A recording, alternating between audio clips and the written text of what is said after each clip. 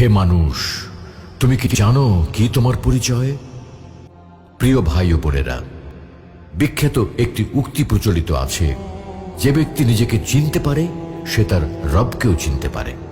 এটি একটি চমৎকার কথা যে যদি তুমি নিজেকে চিনতে পারো, নিজের অবস্থা নির্ণয় করতে পারো, তবে তুমি মহান রব, যিনি সর্বময় ক্ষমতার অধিকারী, সেই রব এবং তার মর্যাদা সম্পর্কেও জানতে পারবে।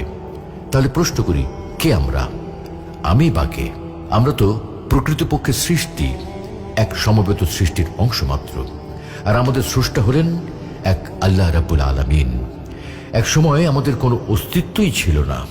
মহান আল্লাহ রাব্বুল আলামিন আমাদেরকে অস্তিত্বে এনেছেন, তার ইচ্ছে মতো সুন্দর আকৃতিতে তৈরি করেছেন, অতঃপর সেই আকৃতির মধ্যে প্রাণ সঞ্চার করেছেন।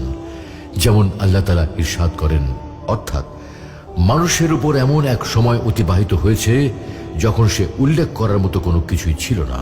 আল্লাহ আরো বলেন, অর্থাৎ তিনি আল্লাহ তোমাকে সৃষ্টি করেছেন, অতঃপর তিনি তোমাকে সুবিন্যস্ত করেছেন এবং সুষম করেছেন, আর তিনি তোমাকে তার ইচ্ছা মতো আকৃতিতে গঠন করেছেন। আমরা তো বাস্তবিক অর্থে অস্তিত্বহীন ছিলাম। আল্লাহ রাব্বুল আলামিনের দেয়া সঞ্জীবনী ক্ষমতায় আমরা প্রাণ লাভ করেছি।